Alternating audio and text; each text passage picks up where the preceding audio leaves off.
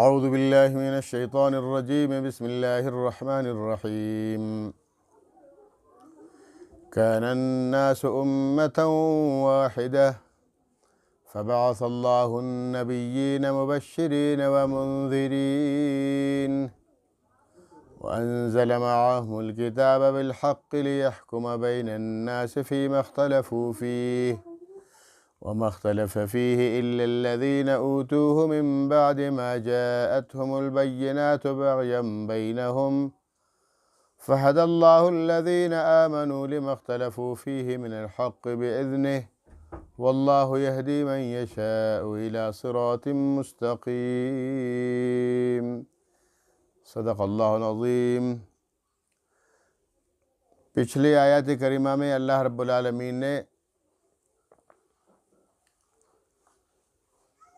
لوگوں کا عناد اور لوگوں کی بغاوت اسلام کے ساتھ، دین کے ساتھ یہی بتا دی گئی کہ وہ حب جاہ، حب مال کی وجہ سے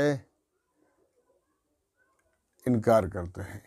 تو مذکور آیت میں بھی یہی وجہ بتا دی جا رہی ہے کہ کان الناس امۃ واحدہ،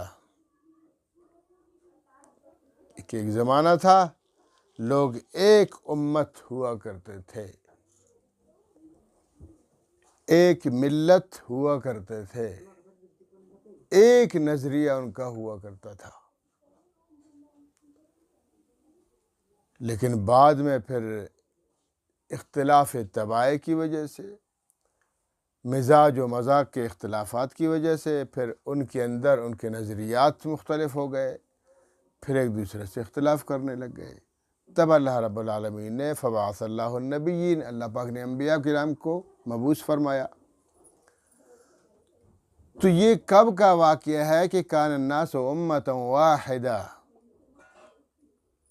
کانت تھے الناس لوگ امتاً ایک ملت، واحداً ایک ملت پر تھے، ایک مذہب پر تھے، ایک نظریے پر تھے۔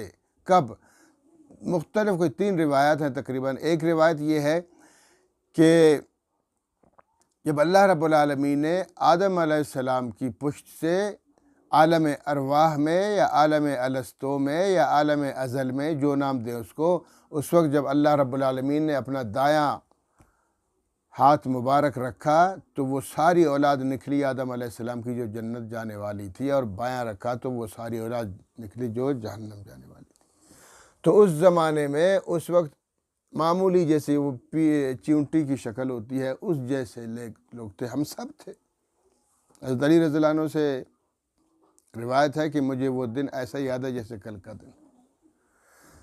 تو وہ عالم الستو والے دن اللہ رب العالمین نے سب کو اپنا دیدار نصیب فرمایا اور ان سے خطاب فرمایا۔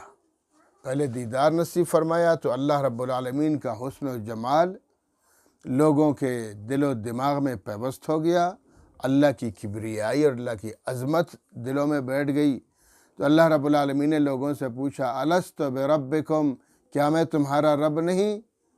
تو سب نے مل کر کہا قالو بلا، سب نے کہا بے شک اے اللہ تو ہی ہمارا رب ہے، تیرے سوا کوئی ہمارا معبود نہیں ہے۔ جو مسلم تھے یا کافر تھے، جو بھی تھے، سب نے مل کر اللہ رب العالمین سے وعدہ کیا۔ تو اللہ رب العالمین نے کہا کہ میں تمہیں ختم کر کے تمہیں اپنے اپنے زمانے میں پیدا کروں گا، تو تم نے اسی وعدے کو یاد رکھنا ہے کہ مجھے ہی رب مانا ہے، میری ہی عبادت کرنی ہے، اور تمہاری ہدایت و رہنمائی کے لیے اور اس وعدے کو یاد دلانے کے لیے انبیاء کرام کا سلسلہ جاری رکھوں گا، وہ تمہیں یاد دہانی کراتے رہیں گے۔ تو یہ اس وقت تھا کہ سب کا نظریہ ایک تھا، اس وقت کسی کا کوئی نظریہ جدا نہیں تھا۔ ایک روایت یہ ہے، اور دوسری روایت یہ ہے کہ سیدنا آدم علیہ السلام جو انسانیت کے باپ ہیں، جب اللہ رب العالمین نے ان کو پیدا فرمایا، ان کی زوجہ پاک حضرت حوا علیہ السلام کو پیدا فرمایا، پھر ان کی اولاد پیدا ہوتی گئی، تو وہ ایک نظریے پر وہ آدم علیہ السلام بھی تھے، ان کی زوجہ بھی تھی اور ان کی اولاد ساری تھی۔ تو جو تعلیمات آدم علیہ السلام پہ نازل ہوتی تھی، ان تعلیمات پہ اولاد عمل کرتی تھی۔ یہ ادریس علیہ السلام کے زمانے تک یہ سلسلہ چل رہا، صرف بیچ میں ایک قابیل نے گند کیا، اپنے بھائی حابیل کو قتل کیا تھا، یہ واقعہ پیش آیا، لیکن نظریات پھر بھی سب کے ایک تھے۔ ایک وہ نظریہ کیا تھا؟ اللہ وحدہ لا شریک ہے، اسی کی عبادت کی جاتی ہے اور اسی کے لیے یہ پوری کائنات بنی ہے، اور ہم سب اللہ کی مخلوق ہے اور ہمیں مجبوراً لازماً اس کی عبادت کرنی پڑتی ہے۔ یہ نظریہ تھا، اور قیامت کا نظریہ تھا، یہ قیامت کے اللہ تعالیٰ پیش فرمائیں گے، اعمال کا حساب کتاب ہوگا، پھر جنت میں لے کے پھر وغیرہ۔ تو یہ نظریہ سب کا ایک تھا۔ اور ایک تیسری روایت بھی ہے کہ جب یہ دونوں بھی ٹھیک ہے، یعنی عالم الستو یا عالم ازل کے زمانے میں سب کا نظریہ ایک جیسا تھا، اور آدم علیہ السلام سے لے کر ادریس علیہ السلام تک کا زمانہ جتنے لوگ آئے آدم علیہ السلام کی اولاد، وہ ساری ان کی اولاد کا نظریہ ایک تھا۔ اور پھر ایک نظریہ ایک وقت اور بھی سب کا نظریہ ایک رہا، وہ کیا؟ اور وہ نظریہ یہ ہے کہ وہ وقت کون سا ہے کہ جب نوح علیہ السلام نے دیکھا اپنی آخری وقت میں 950 سال کی تبلیغ کے باوجود، جب دیکھا کہ میں بوڑھا ہو گیا ہوں، میں اس دنیا سے رخصت ہونے والا ہوں، تو اللہ رب العالمین سے دعا فرمائی کہ اللہ اس سے بہتر ہے کہ میرے مرنے کے بعد یہ میرے گنے چنے چند 82، ایک روایت میں 83، یہ 83 لوگ ہیں، یہی ایمان دار ہیں، مومن ہے، ان کے علاوہ کوئی مومن ہے ہی نہیں، تو یہ بھی پھر کافر ہو جائیں گے۔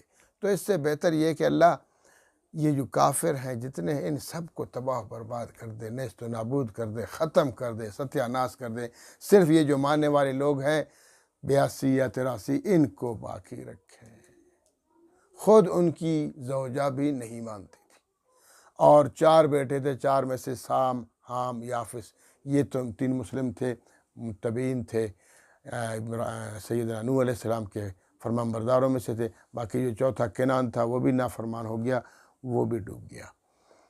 تو اللہ رب العالمین نے سیدنا نوح علیہ السلام کی دعا قبول فرمائی، نوح علیہ السلام کو کشتی کا حکم دیا، انہوں نے کشتی بنائی اور پھر اپنے متبعین کو کشتی میں بٹھا دیا، اور پھر سیلاب آیا، پانی آیا، زمین کے اندر سے بھی پانی ابل پڑا اور آسمان سے بھی پانی برسا، اتنا پانی برسا کہ پوری کائنات غرق ہو گئی، پہاڑ بھی سب۔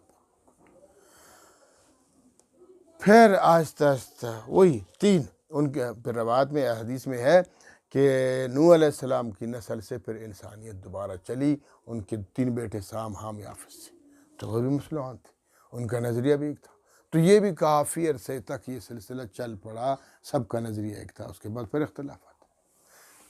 اختلافات کیا ہے؟ وہی طبیعتیں لوگوں کی مختلف ہوتی ہیں، مزاج لوگوں کے مختلف ہوتے ہیں، پھر آہستہ آہستہ مزاج اور طبیعتوں سے پھر نظریات میں تبدیلی آ جاتی ہے، جب نظریات تبدیل ہو جاتے ہیں تو پھر وہیں سے شرک، وہیں سے کفر شروع ہوتا ہے۔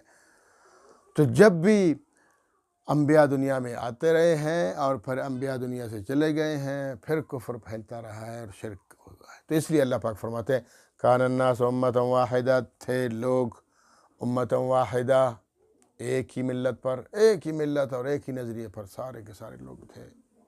فبعث اللہ النبیین، پھر اختلافات آ گئے نا، جب اختلافات آ گئے تو فبعث اللہ، مبعوث فرما دیا اللہ پاک نے النبیین، انبیاء کرام کو 2 تمغے دے کر، 2 عہدے دے کر، کیا؟ مبشرین و منذرین، خوشخبری دینے کے لیے اور ڈرانے کے لیے۔ ہر نبی مبشر بھی ہے، ہر نبی منذر بھی ہے۔ مبشر کا مطلب ہے خوشخبری سنانے والا، اور منذر کا مطلب ہے ڈرانے والا۔ بشیر اور نذیر یہی ہے، بشیر و نذیر، مبشر منذر، یعنی اللہ رب العالمین کی اطاعت کرنے والوں کے لیے خوشخبری ہے ہمیشہ کہ دیکھو تم ہر بات میں، ہر حکم میں اللہ کی اطاعت کرتے ہو، فرمان برداری کرتے ہو، احکامات پہ عمل کرتے ہو، تو روز محشر تمہارے لیے خوشخبری ہے کہ اللہ تم سے راضی ہو جائیں گے، اور اللہ رب العالمین جنت میں انعام کی صورت میں جنت میں نزول فرمائیں گے، میں داخل فرمائیں گے، اور ہمیشہ کے لیے اللہ رب العالمین کی انعامات سے خوش رہو گے۔ ہمیشہ اللہ رب العالمین کی بہترین دی گئی جگہ جنت میں عیش اور خوشی کے ساتھ رہو، تو اور جو ڈرانا کیا ہے؟ جو نافرمان لوگ ہیں، جو اطاعت نہیں کرتے ہیں، کفر کرتے ہیں، شرک کرتے ہیں، ان کے لیے حکم ہے کہ منذرین، ڈرو، اللہ سے ڈرو، اطاعت کرو، نہیں تو قیامت کے دن اللہ رب العالمین تم سے ناراضگی کا اظہار فرمائیں گے اور بطور سزا اور عذاب کے تمہیں جہنم میں ڈال دیں گے اور پھر جہنم میں جل کر خاکستر ہو جاؤ گے۔ تو ہر نبی مبشر بھی ہے، بشیر ہے، نذیر ہے، تو اس لیے فرمایا کہ اللہ رب العالمین نے پھر یہ سلسلہ، جیسے لوگوں میں اختلافات پیدا ہو گئے تو اللہ رب العالمین نے انبیاء کا سلسلہ شروع فرمایا۔ وَأَنزَلَ مَعَهُمُ الْكِتَابَ، اور صرف انبیاء کو نہیں بھیجا، انبیاء کرام کے ساتھ ان ایک کتاب بھی، سچی کتاب بھیج دی۔ ایک روایت میں کہ ٹوٹل اللہ رب العالمین نے 104 کتابیں نازل فرمائی ہیں، جن میں سے 4 بڑی بڑی کتابیں تورات، زبور، انجیل اور قرآن کریم، اور باقی سب چھوٹی چھوٹی کتابیں یعنی صحیفے۔ تو وہ صحیفے وہ بھی کتابیں ہیں نا، چھوٹی کتابیں ہیں بھی تو کتابیں ہیں۔ تو اس لیے اللہ رب العالمین نے ان کے ساتھ، ہر نبی کے ساتھ کوئی چھوٹی کوئی بڑی کتاب بھی نازل فرمائی۔ تو فرمایا وَأَنزَلَ مَعَهُمُ الْكِتَابَ، اور نازل فرمائی ان کے ساتھ، انزلہ نازل فرمائے، ما ساتھ، ہم ان کے ساتھ۔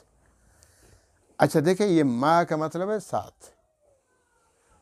یہ کچھ لوگ غلطی کرتے ہیں، کہتے ہیں مجھے قرآن کریم چاہیے بما ترجمہ۔ وہ بھئی بما ترجمہ نہیں ہوتا، ما ترجمہ ہوتا ہے۔ بے فارسی کا لفظ ہے، اس کا مطلب بھی ساتھ۔ میں عربی کا لفظ ہے، اس کا مطلب بھی ساتھ۔ تو فارسی اور عربی کو ملا کے ساتھ ساتھ کیا مطلب ہے؟ تو یا میں بولا کرے یا ساتھ بترجمہ کہے، چلو فارسی میں، اردو میں ٹھیک ہے، اور اگر عربی کا لفظ استعمال کریں تو ما ترجمہ بولے، بما نہیں ہوتا۔ ہر چیز میں بما ڈالتے رہتے ہیں، بما نہیں ہوتا، ما ہوتا ہے۔ تو فرمایا ما، وانزلہ، اور نازل فرمائی اللہ رب العالمین نے، ما ساتھ، ہم ان کے یعنی انبیاء کے ساتھ، الکتاب کتاب مقدس، اپنی کتاب، بالحق سچی، اللہ کی کتاب تو ہوتی سچی ہے، سچی کتاب بھیجی ہر نبی کے ساتھ۔ کیوں؟ لیحکم بین الناس، تاکہ وہ فیصلہ فرما دیں، بین الناس لوگوں کے درمیان، لیحکم، تاکہ یحکمہ فیصلہ فرمائیں وہ نبی، بین درمیان، الناس لوگوں کے درمیان فیصلہ فرما دے۔ کن چیز میں فیصلہ؟ کون سی چیزوں میں؟ فی مختلف فی، جس میں یہ لوگ اختلاف کرتے ہیں، جن چیزوں میں، جن اشیاء میں، جن ابحاث میں، جن نظریات میں لوگ اختلافات کرتے رہتے ہیں، ان مختلف فی چیزوں میں انبیاء فیصلہ فرما دیتے ہیں کہ بھئی یہ ہے اصل چیز۔ اب جیسے آج کا نظریہ ہے دنیا کا کہ سیدنا عیسیٰ علیہ السلام، ہمارا نظریہ ہے مسلمانوں کا کہ سیدنا عیسیٰ علیہ السلام آخر میں تشریف لائیں گے، نبی بن کر نہیں، امتی بن کر آئیں گے۔ اور عیسائیوں کا بھی نظریہ ہے کہ عیسیٰ علیہ السلام آئیں گے۔ ابھی دیکھو مسلمانوں میں، عیسائیوں میں کتنا اختلاف ہے، ایک دوسرے کے جان کے پیچھے پڑے ہوئے، دشمنیاں ہیں، اور یہودیوں کے ساتھ دے رہے ہیں، حالانکہ یہودی ان کے پکے دشمن ہیں، پھر بھی ان میں گھسے ہوئے ہیں۔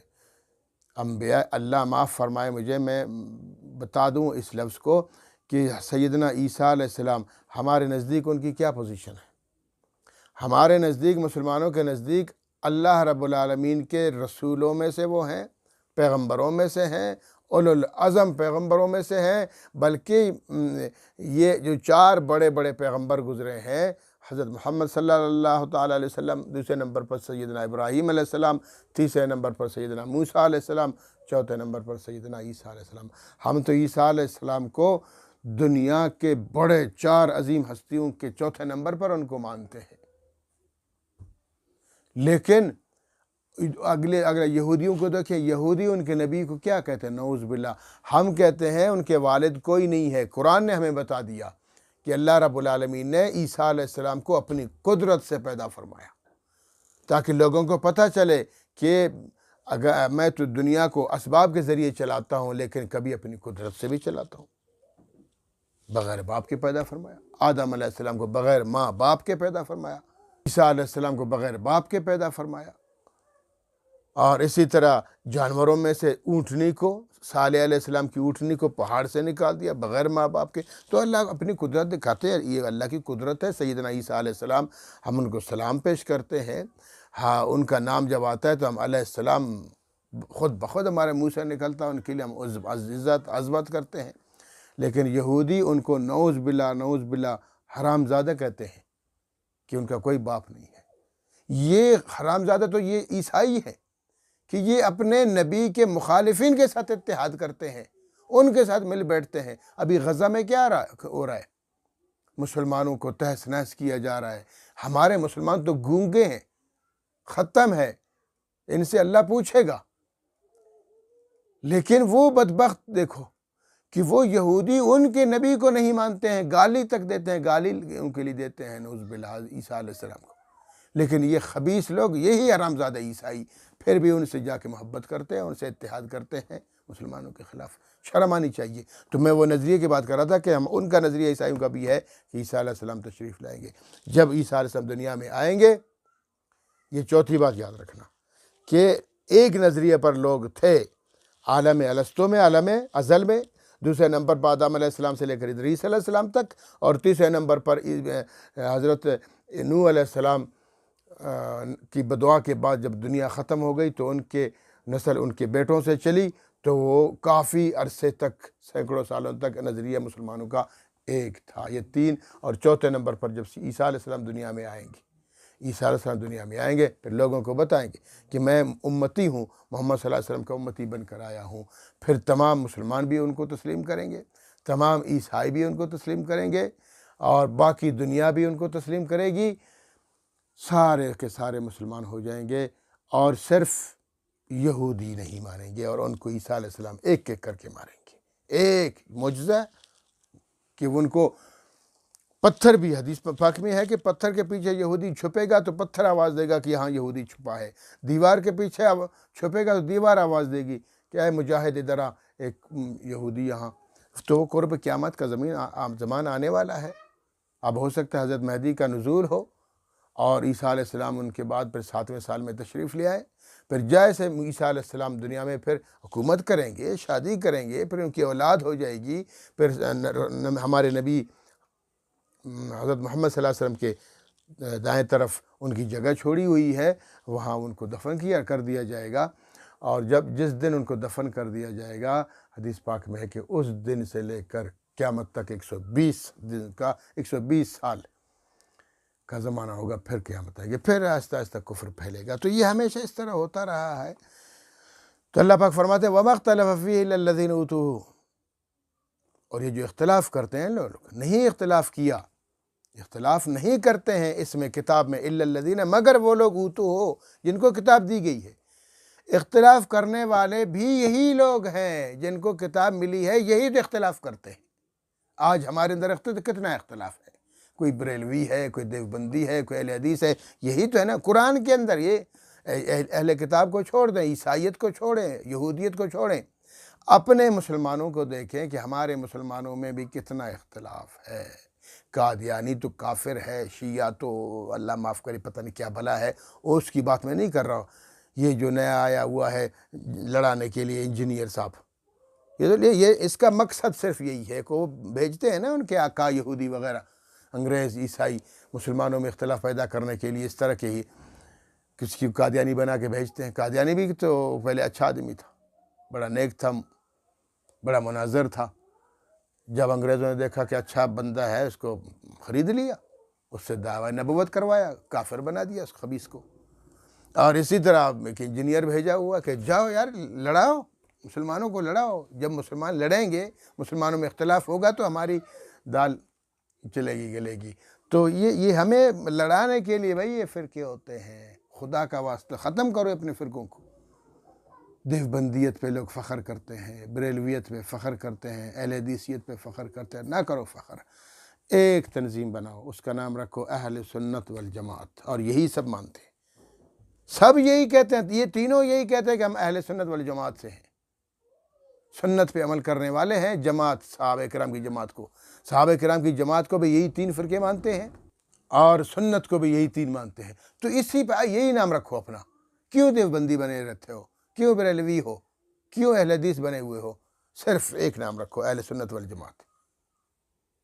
اور کچھ بیوقوف اپنے آپ کو اہل سنت کہتے ہیں اور پھر سمجھتے ہیں باقی بھائی تینوں ہیں، بریلوی بھی اہل سنت میں ہیں، اہل حدیث بھی اہل سنت میں ہیں، اور دیوبندی بھی ہیں۔ تینوں فرقے اہل سنت والجماعت کی تین شاخیں ہیں، لیکن یہ شاخیں ختم کرنی چاہیے، ایک ہونی چاہیے، متحد ہو جائیں، اختلاف نہ کریں۔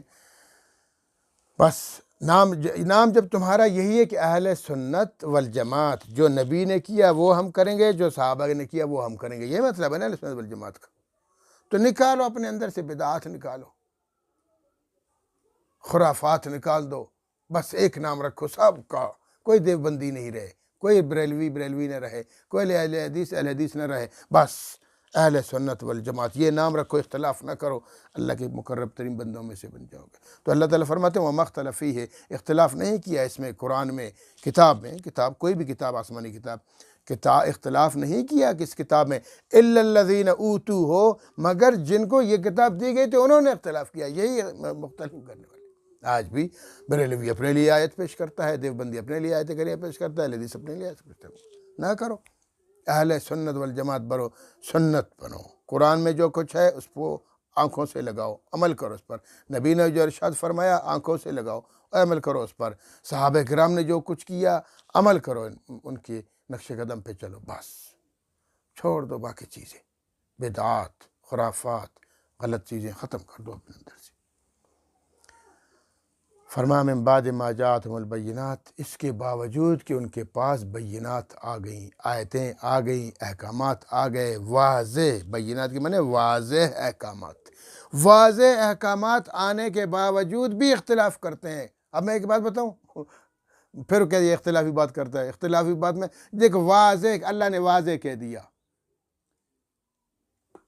کیا فرمایا میرے پیغمبر، قل کہہ دیجئے لا اعلم الغیب، میں غیب نہیں جانتا، یہ تو قرآن کریم میں اللہ تعالیٰ واضح فرما رہے، کل میرے پیغمبر کہہ دیجئے لا اعلم، کہ میں نبی محمد صلی اللہ علیہ وسلم نہیں جانتا الغیب، میں غیب کی خبریں نہیں جانتا، جو کچھ مجھے ملتا ہے اللہ کی طرف سے ملتا ہے، تو وہ تو غیب تو نہیں ہوا نا، غیب تو وہ ہے، ابھی جیسے میں ابھی یہاں ایسے بیٹھے بیٹھے میں کہہ دوں امریکہ میں یہ ہو رہا ہے، ایسا دیکھو نہیں بول سکتا۔ ہاں اگر مجھے فون آئے گا، کوئی ذریعے کے آلہ بنے، کوئی ذریعے سے کوئی سبب، تو اسباب کے تحت کرنا تو یہ غیب نہیں ہوا نا۔ اللہ رب العالمین نے وہی بھیجی نبی پاک صلی اللہ علیہ وسلم پر، تو یہ تو ایک سبب ہے، تو پھر غیب تو نہیں ہے نا۔ غیب یعنی بغیر کسی سبب کے جان لینا، یہ اللہ ہی کے سوا کوئی نہیں جانتا۔ تو قل لا اعلم الغیب، میرے پیغمبر آپ کہہ دیجئے میں غیب نہیں جانتا۔ تو پھر کیوں ہم میں سے ایک فرقہ اڑا ہوا ہے نہیں حضور غیب جانتے ہیں، اللہ چھوڑ دو بھائی اپنا، یہ ضد چھوڑ، یہ ضد ہے، اللہ تعالیٰ آگے یہی فرماتے ہیں، ضد ہے، صرف ضدیت پر ہے، بس ایک ضد پکڑی ہوئی ہے کہ ہمارا نظریہ یہ بن گیا ہے کہ نبی غیب جانتا ہے، تو بس اس پر چلنا ہے، پھر اپنے دلائل ڈھونڈتے ہیں، نہیں پھر انٹ شنٹ مار کے ادھر، جب قرآن واضح فرما رہے کہ نبی غیب نہیں جانتا تو مان لو اس بات کو۔ اللہ پاک سمجھنے کی توفیق عطا فرمائے۔ تو فرمایا وَمَا اخْتَلَفَ فِيهِ إِلَّا الَّذِينَ أُوتُوهُ مِن بَعْدِ مَا جَاءَتْهُمُ الْبَيِّنَاتُ، اختلاف یہی لوگ کرتے ہیں جن کو کتاب دی گئی ہے اور ان کے پاس ما جاءتہم البینات، واضح آیتیں آ گئی ہیں، کس لیے کرتے ہیں؟ بغیم بینہم، آپس کی زدہ زدی سے، یہ آپس کی جو زدہ زدی ہے نا، ہٹ دھرمی ہے نا، بس ہٹ دھرم ہو گئے نا، پھر بس میرا فرقہ ہے۔ بھائی یہ یاد رکھیں، دیکھیں اگر میرا استاد، میرا شیخ، میرا مرشد بھی غلط کرے گا، دین اسلام کے خلاف بولے گا، تو مجھے اندر یہ جرأت ہونی چاہیے کہ میں اپنے شیخ کو، اپنے استاد کو، اپنے پیر کو، مرشد کو بھی کہہ دوں کہ آپ غلط کر رہے ہیں، تو یہ جرأت ہونی چاہیے۔ بس اگر میرے مرشد سے غلطی ہو گئی، پھر اس کی غلطی کو درست کرنے کے لیے میں قرآن کی آیات کو بھی رد و بدل کر دوں، نہیں کرنا چاہیے۔ بغیم بینہم، آپس کی زدہ زدی کی وجہ سے۔ فہد اللہ الذین آمنوا، پھر ہدایت دی اللہ نے، ہدایت دی اللہ جی نے، الذین، ان لوگوں کو، آمنوا جو ایمان لے، جو ایمان لے آئے صحیح معنوں میں اللہ نے ان کو ہدایت دی، لما اختلفوا فیہ، جس میں یہ لوگ اختلاف کرتے تھے۔ یہ کتابیں مطلب ہر زمانے میں اللہ رب العالمین نے انبیاء کو بھیجا تو اختلاف تھا، تو نبی نے سمجھا دیا، لوگوں نے کہا ٹھیک ہے، تو اختلاف ختم، ایمان لے آئے من الحق بإذنہ، ایمان لے آئے لما اختلفوا فیہ، جس میں یہ کس کے خلاف اختلاف کرتے تھے، من الحق جو حق کی طرف سے، بإذنہ اللہ کی طرف سے، اذن اللہ کی جانب سے جو حکم آتا تھا اس پر چلتے تھے تو ہدایت پائی۔ واللہ یہدی من یشاء الی صراط مستقیم، اور یاد رکھو واللہ اور اللہ پاک یہدی رہنمائی فرماتے ہیں، ہدایت دیتے ہیں، من اس کو یشاء جو چاہتا ہے، جس کو اللہ چاہتا ہے اس کو ہدایت ملتی ہے۔ کس کی ہدایت؟ الی صراط مستقیم، صراط مستقیم کی، سیدھے راستے کی، سیدھے راستے کی طرف رہنمائی کرنا اور سیدھے راستے پہ چلانا کس کا کام ہے؟ اللہ کا کام ہے۔ اور اللہ کس کو کرتا ہے؟ جس کو اللہ چاہتا ہے، واللہ یہدی من یشاء، جس کو اللہ چاہتا ہے۔ اب یہاں ایک سوال پیدا ہوتا ہے، اچھا تو اس کا مطلب یہ ہے کہ اللہ ہم سب کو چاہتے ہیں؟ دیکھو اللہ نے ہمیں مسلمان بنایا، قرآن پڑھ رہے ہیں، ماشاءاللہ اچھی بات، اللہ کا بہت بہت شکریہ، لیکن یہ جو کافر عیسائی وغیرہ نہیں مانتے تو اللہ نہیں چاہتا؟ نہیں، یہ مطلب ہرگز نہیں ہے۔ مطلب یہ ہے کہ دیکھیں جب دنیا میں نبی آ گئے، انبیاء آ گئے، اللہ رب العالمین کی تعلیمات، پیغمبر کی تعلیمات آ گئی، حقیقت آ گئی، جنت دوزخ کے بارے میں باتیں آ گئی سچی۔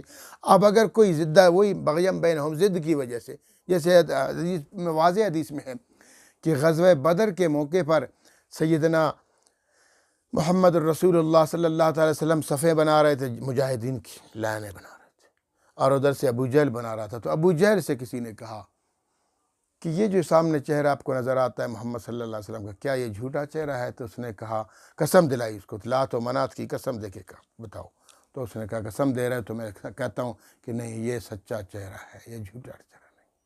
تو کہا پھر مانتے کیوں نہیں، پھر کیوں لڑتے؟ تو کہا اگر میں اس کو مانتا پھر مجھے کون مانے گا، پھر میری سرداری گئی جائے گی، میں بھائی سردار ہوں، میں مقابلے میں کھڑا ہوں، ٹھیک ہے۔ تو بس بغیم بینہم، وہی ضد۔ تو آج بھی ہمارے اندر وہی فرقے والی ضد ہے کہ میں بریلوی ہوں، میں دیوبندی ہوں، میں اہل حدیث ہوں۔ ان تینوں کو تینوں سے میں بار بار گزارش کرتا ہوں، خدا کا ایک بنو، کفر کی باتوں میں مت آؤ، ہاں باقی فارغ ہے۔ تو یہ کیا ہے؟ دیکھیں اللہ اس کو چاہتے، طلب ہوتی ہے، ایک شخص کو جب طلب ہوتی ہے اسلام کی، اللہ اس کی رہنمائی فرما دیتے ہیں، اور ایک شخص کو طلب ہی نہیں ہوتی، نبی ابو جہل کے پاس جاتے ہیں۔